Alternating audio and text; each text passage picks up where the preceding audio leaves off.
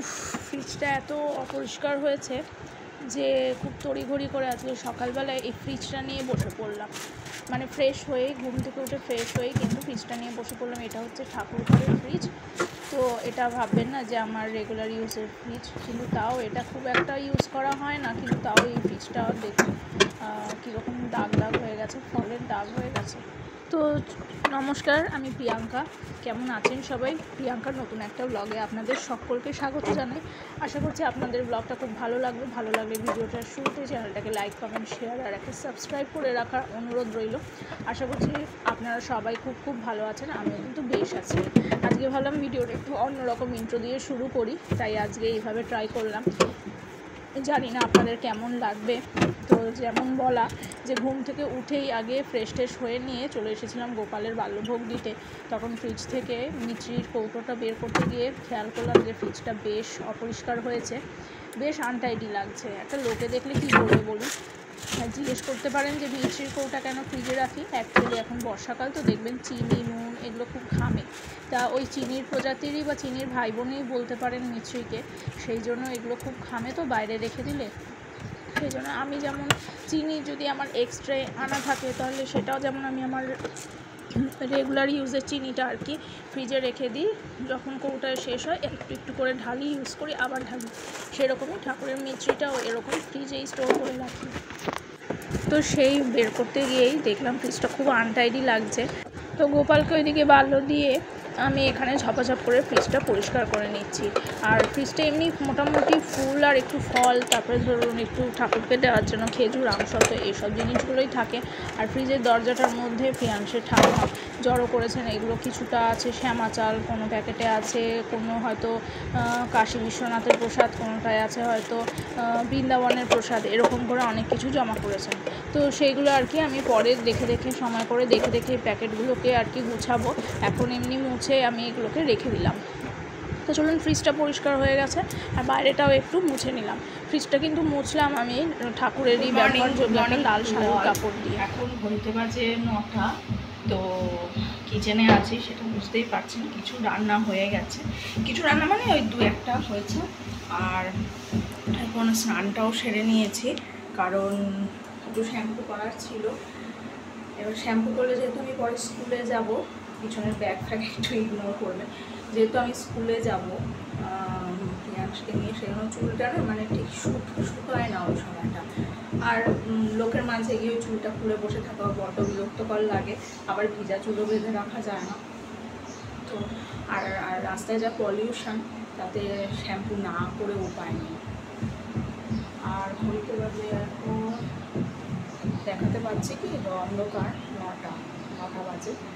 আর এদিকে এক সেকেন্ড, এই যে একটু পুঁই শাকের জন্য জোগাড় করে রেখেছি। এই যে ডাটা কাটা আছে, এই যে আলু আর কুমড়ো আর একটু পড়বে।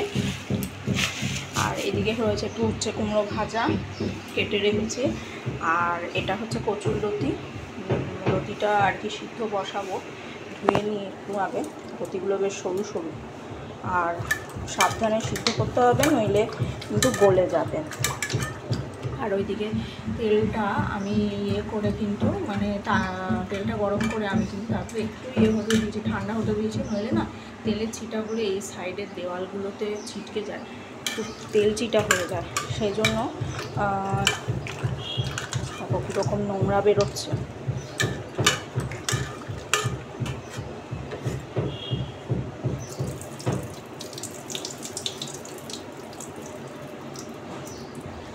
জলটা ফেলে নিলাম, আরও আছে।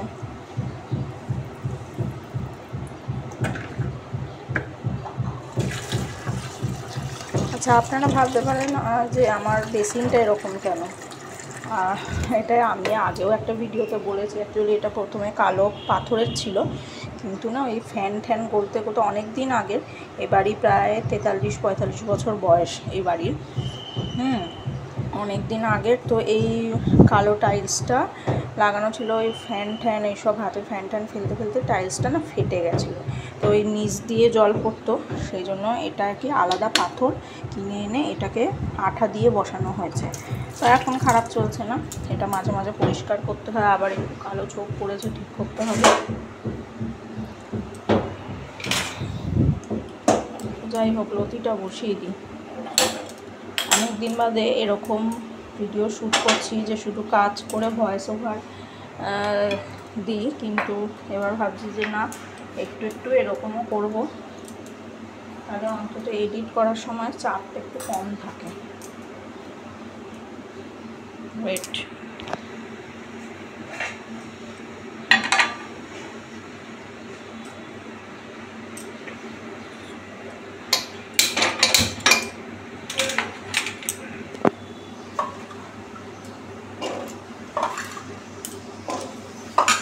উঠছে, তুমি ওটা বসিয়ে দিই।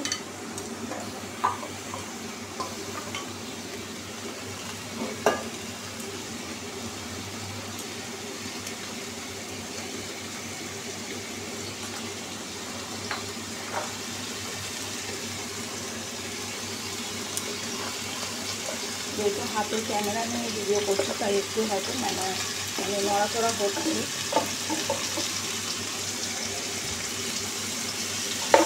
অল্প হলুদ দেবো,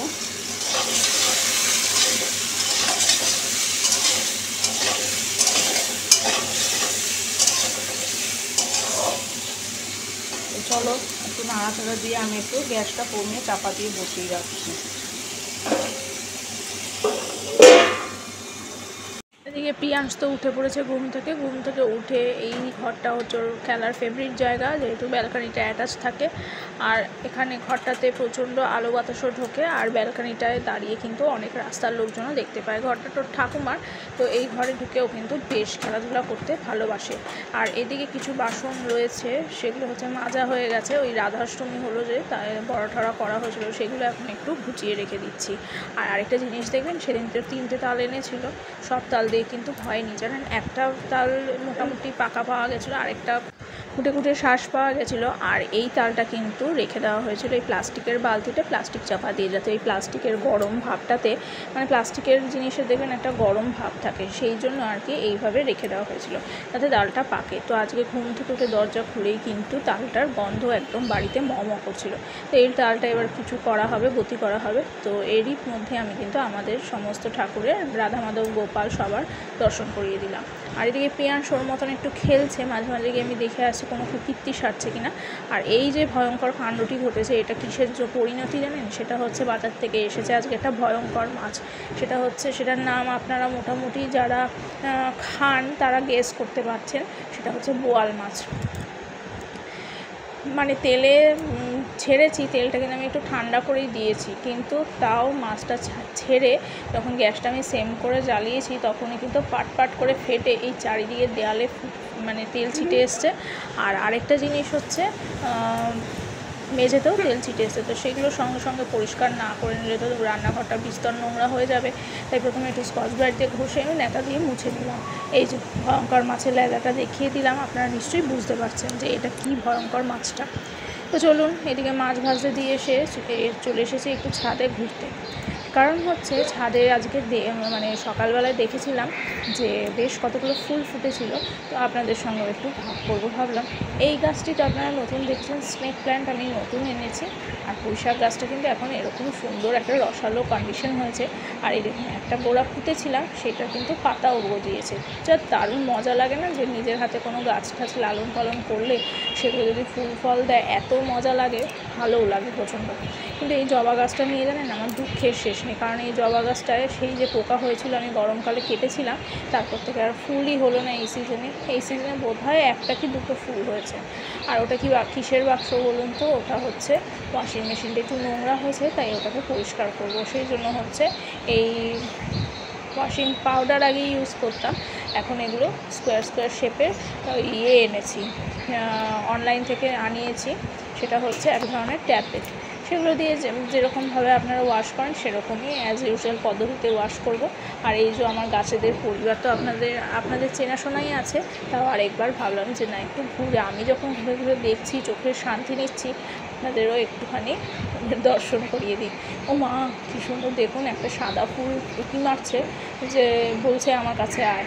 আর তাই সাদা ফুলটা দেখে চোখটা কিন্তু জুড়িয়ে গেল। আর কারি পাতাগুলো কিন্তু বেশ সুন্দর, সাইডে একদম বৃষ্টির জল পাচ্ছে, বৃষ্টির হ্যাঁচড়াতে বেশ সুন্দর করে কিন্তু ফুলে পেঁপে উঠছে। এই মানে ট্যাবলেটগুলো এগুলো কিন্তু এইখানে এই বাক্সটার মধ্যে রয়েছে 15টা, আর এই একটা ট্যাবলেট দিয়ে আমি আর কি ওয়াশিং মেশিনের যে ফিল্টার বর্ডারটা পর্যন্ত সেই অবধি জল দিয়ে দেবো, যেমন করে মানে জামা কাপড় যতটা ইয়েতে টাইমে আমি আর কি ঘুরিয়ে দিই সেরকমই ঘোরাবো। এই যে চালু করে দিলাম। তো চলুন এখন এটা এরকম ঘুরতে থাকুক, পরিষ্কার হতে থাকুক, তারপরে কিন্তু আমি চলে আসলাম একটু রান্না করে, আমার কাজগুলো সেরে নিতে হবে যে। আর এরই মধ্যে টুকটুক করে কেটে কিন্তু আমি বসিয়ে দিয়েছি বাঁধাকপি, এবং সেটা হয়েও গেছে। সকালে সেই দিন রুটিও খাওয়া হয়ে গেছে। আর সাইডের গ্যাসে বসিয়েছি একটু ভাত। আর আজকে এই